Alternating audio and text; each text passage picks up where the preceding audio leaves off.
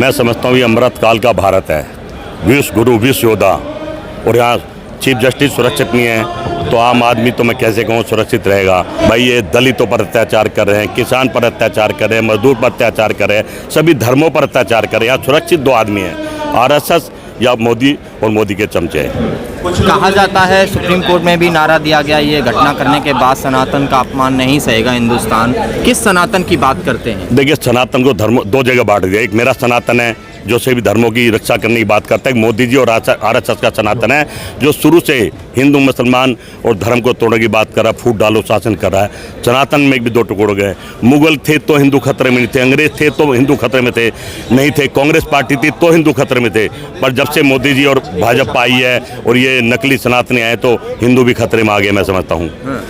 Sir, जो नारे और जिस तरीके की घटना सुप्रीम कोर्ट में हुई वो सड़क पर हुआ करती थी, अब उस कोर्ट में भी पहुँच गई हैं। मैं समझता हूँ ये हमारे सुप्रीम कोर्ट की बहुत गरिमा की बात है। उनको एक्शन लेना चाहिए, ऐसे लोगों को फांसी देना चाहिए, क्योंकि संविधान लोकतंत्र का मजाक उड़ा रहे हैं। सुप्रीम कोर्ट से बड़ा कुछ नहीं है। जब उस पर खतरा मंडरा रहा है, उसके जज खतरे में, उसके जज मारे जा रहे हैं, उन पर झूठे मुकदमे बनाए जा रहे हैं, उनकी जांच करी जा रही है, तो आप किस पर भरोसा करेंगे? कहीं ना कहीं सुप्रीम कोर्ट को संज्ञान लेना चाहिए और ऐसी सरकार को उखाड़ कर फेंक देना चाहिए। आपको याद होगा पाकिस्तान में भ्रष्टाचार के केस में प्रधानमंत्री लिप्त हो गए तो वहाँ के सुप्रीम कोर्ट ने तत्काल उन्हें हटा दिया, बर्खास्त कर दिया।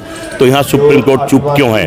क्या कमी है? इस पर भी सवाल उठ रहा है। ये जो घटना हुई है, जूता ये पूरे सिस्टम पर मारा गया है, एक जाति पर मारा गया है जो बिहार गवई दलित जाति से आते हैं। ये जूता लोकतंत्र पर मारा गया है, हमारे संविधान पर मारा गया है, हर धर्म पर जूते पड़ रहे हैं। आप देख ले, मैं कह रहा हूँ आरएसएस, मोदी के चमचे चपाटे, नकली गोदी मीडिया, ये सब सुरक्षित है। बाकी पूरा भारत आज खतरे में है। शेख चिल्ली बड़ी बड़ी बातें करता है पर आपने हालात देख लिए हैं। अपने आप ही ट्रम्प कह देता है मेरा दोस्त है तो सब कुछ लुटाने को तैयार हो जाता है। इधर कहता है पूरा भारत लूट कर 9-10 साल से लूटे जीएसटी से, और एक 2% की 5% की भीख देकर कह रहे उत्सव मनाओ। अगले दिन ही गैस का, कमर्शियल गैस का महंगा कर देते हैं, डीजल पेट्रोल महंगा करने की तैयारी में। ये लोग व्यापारी हैं। और मैं बार बार कहता हूँ, अगर सत्ता में राजनीतिक लोग होते, अगर मोदी जी चाय वाले की जगह कोई राजनीतिक आदमी होता, आज तो देश खुशहाल होता।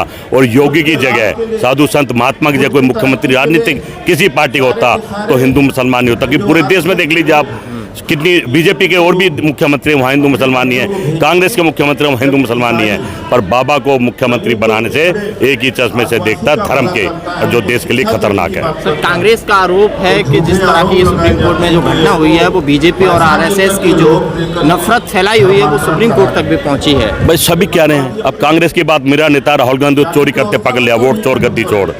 ये बिहार भी जीतेंगे, बंगाल भी जीतेंगे, हरियाणा भी जीत लिया, मध्य प्रदेश भी लिया, राजस्थान में भारत भी जीत लिया वोट चोरी से।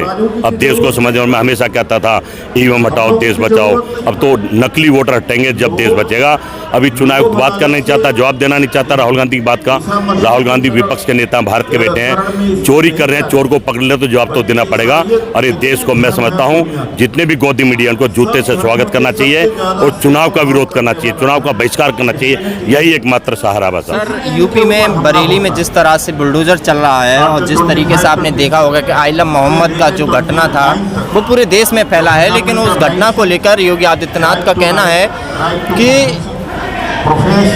जिस तरह से बरेली में पिटे हो उसी तरह से पीटे जाओगे और जहन्नुम का रास्ता है वो साफ कर दिया गया है। देखिए, आई लव मोहम्मद हो या आई लव राम हो, चाहे लव विष्णु हो, ये हमारे आस्था के विषय है। इनको आस्था तरह से रात में मिलाना चाहिए। बुलडोजर की आपने बात करी, गरीब ऐसा लाचार पर तो बुलडोजर चलते हैं, जिन्होंने बहन बेटी को इज्जत लूटी, इनके मंत्री शरण जैसे, और अभी जो सरफ में जो कालसर में जो बच्चे मर गए हैं, वहाँ बुलडोजर क्यों नहीं चल रहा? क्यों चुप है मोदी जी?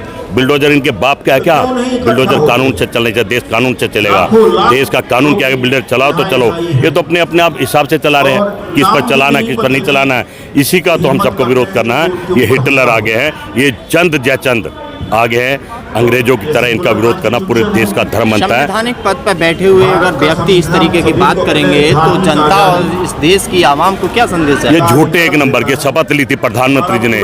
मैं शपथ लेता हूँ कि द्वेष और भावना से काम नहीं करूँगा। ये तो सारा वही काम कर रहे हैं, शपथ भी झूठी ली है।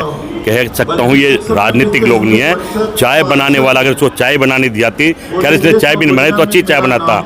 मैं समझता हूँ देश की लस्सी बना दी है, हर आदमी परेशान है, इनसे देश को बचाना है। बिहार के चुनाव को कैसे देखते हैं? बिहार का चुनाव लूटा पड़ा है। मैं तो हमेशा टीवी पे विरोध करता हूँ क्योंकि जब मुर्दे भी वोट डालेंगे, एक घर में 200 आदमी होंगे वोट डालेंगे, और एक नाम से 50 वोट होंगी जिनके पिता का नाम सेम होगा, तो लोकतंत्र और संविधान का तो मजाक बनाया है। महज एक औपचारिकता है। 14 तारीख को ये लोग राहुल गांधी की भारत जोड़ो यात्रा, वोट चोर यात्रा का मजाक बनाएंगे।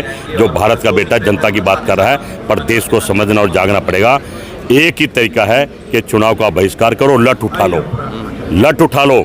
चुनाव जब होंगे जब नकली वोटर बाहर होंगे और बैलेट पेपर से चुनाव देश की होगा। जनता को क्या संदेश? पर देश की जनता से कहूँगा, भाई आप में दम नहीं है। वो सरदार भगत सिंह की आत्मा रोती होगी कि मैंने इन लोगों के लिए देश आज़ाद करके दिया, जो नपुंसक बन के बैठ गए हैं, जो चुपचाप बैठ गए हैं, जो अपने बच्चों के भविष्य से खिलवाड़ कर रहे हैं। जाग जाओ, अन्यथा बहुत देर हो जाएगी। 80 करोड़ लोगों को कटोरा दिया है, अब 100 को दे देगा।